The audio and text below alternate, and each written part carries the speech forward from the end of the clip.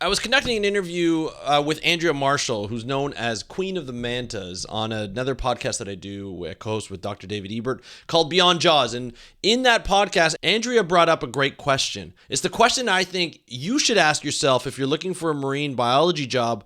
What value do you bring to the job? We're going to talk about this on this episode of the How to Protect the Ocean podcast. Let's start the show. Hey everybody, welcome back to another exciting episode of the How to Protect the Ocean podcast. I am your host, Andrew Lewin, and this is the podcast where you find out what's happening with the ocean, what you can do to speak up for the ocean, and how you can live for a better ocean by taking action.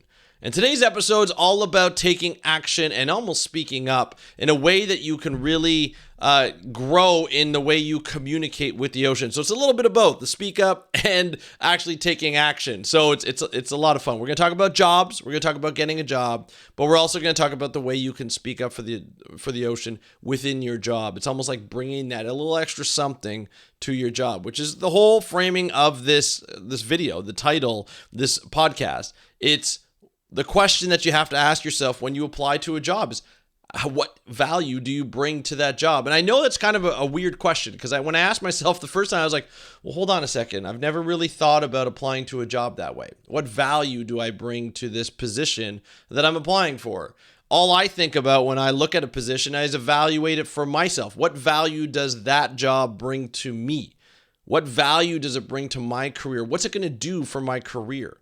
Is it going to make me feel like I'm actually accomplishing something? Is it going to make me feel like, hey, I'm actually, following my dreams, becoming a marine biologist and doing what I want to do?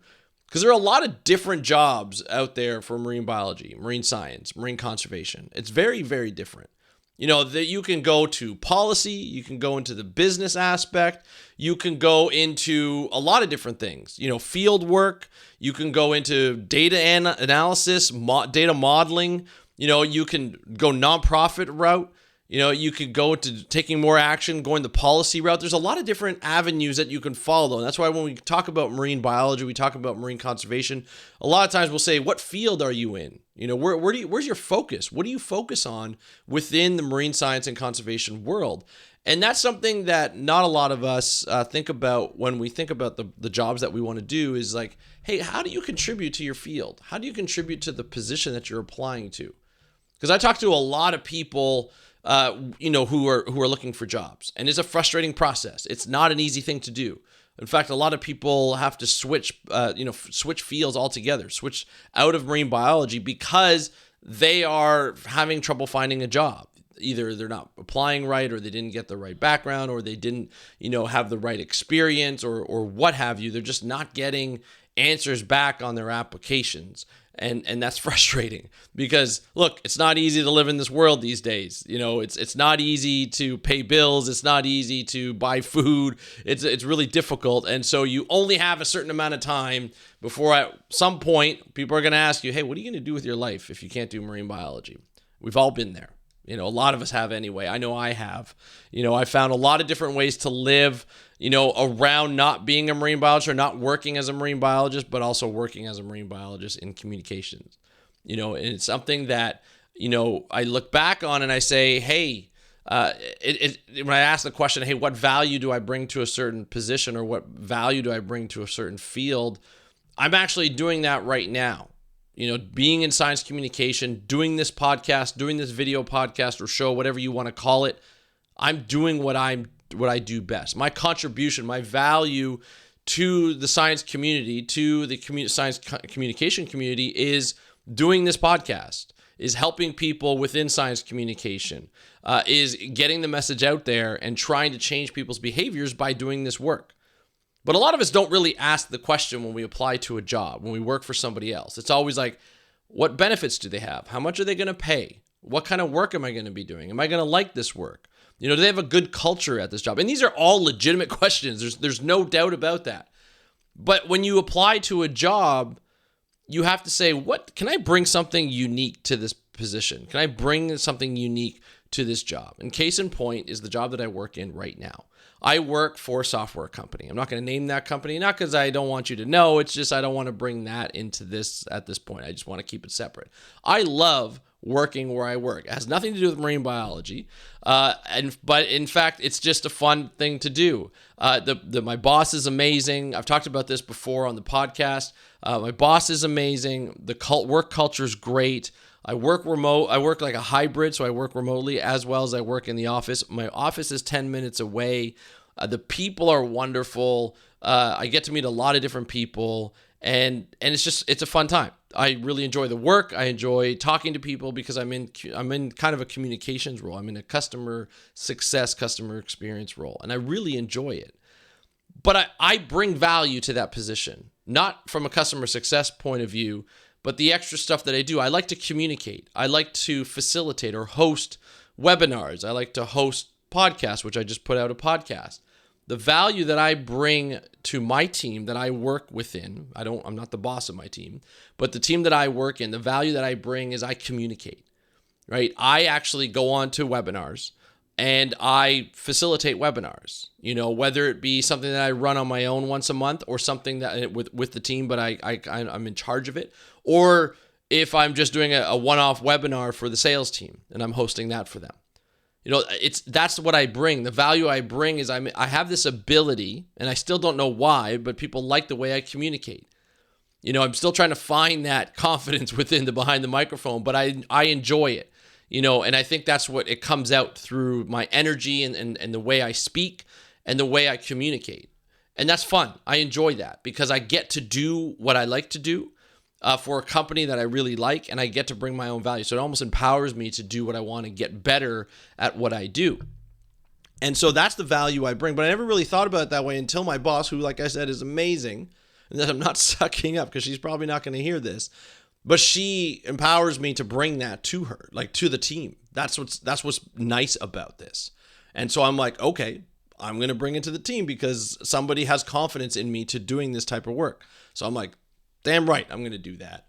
And I never really asked that, though, to a company that I've applied to within the marine science and conservation field. I always look at the qualifications. I always look at required, preferred, the responsibilities. But I've never actually say, hey, what if I take this role and I kind of bring it to my own sort of personal way? If I bring my skill set, my experience that they may not be asking for, but what if I just kind of put my special touch on it? What can I bring that's unique to the role that would make it better, that would make the organization better or the department better?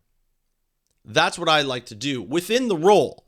A lot of the times I think what I used to do is I used to get into a role and I used to, look after my own responsibilities, probably half-ass, and then I would go, probably not the right words to use, half-ass, but haphazardly.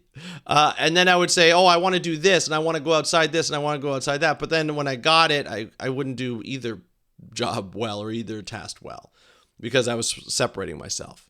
In this situation with my new job, it's like, no, I'm actually, focusing on both, and it's part of my job, so it makes it easier for me to focus on it and actually do it pretty well.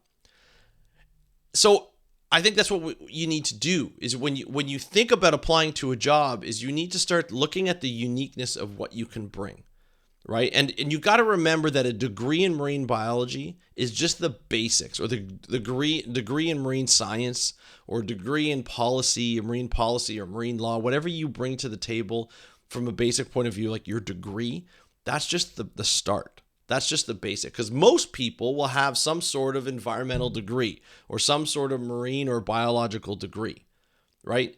What else do you bring to the table that could help that they may not have right now because the talent that they have, the people that they have, which are talented people, may not have that same skill set. One thing that I always brought that was almost second nature that actually helped get me a job within that field was I was a GIS analyst. I had a GIS background.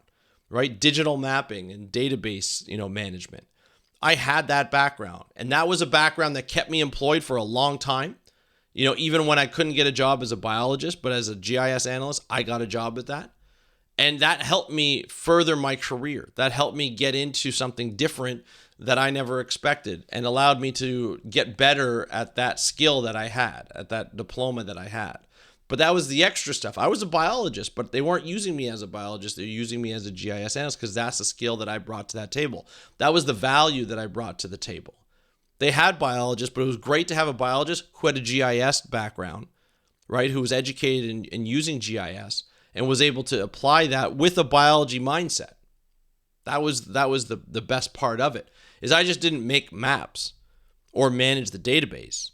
I was able to conduct studies, right? Some spatial analysis on the animals that we looked after, right? That we studied, because I was a biologist. So that was the extra value that I brought to that table, right? And so GIS always helped. The fact that I was analytical always helped as well. I had experience in a lot of different statistical software, so I was able to learn new software, or even like software like R that was free, or that, that you had to pay for. So some companies and some, government departments had, their own software that they built or that they bought. I was able to learn those pretty quickly because I've learned on different softwares and I just know the statistics pretty well. Not all the statistics, but the statistical models that I used, I knew pretty well. So the fact that I had this little technical experience and expertise was valuable to, when I worked for the government, when I got my first job for the government. I barely used GIS, but I used a lot of my statistical analysis to conduct a lot of statistical analysis, a lot of, to go through some studies that hadn't been analyzed, and I was able to analyze it. And it was probably one of my most enjoyable jobs that I've had as a biologist. It was in freshwater even, and I enjoyed it. The person I worked for, the boss I had, was great. He had a lot of interesting scientific questions that he wanted to answer, and I was able to help answer those questions. And so that was a lot of fun. I really enjoyed that job. Unfortunately, it didn't last very long because of budget cuts, but I digress.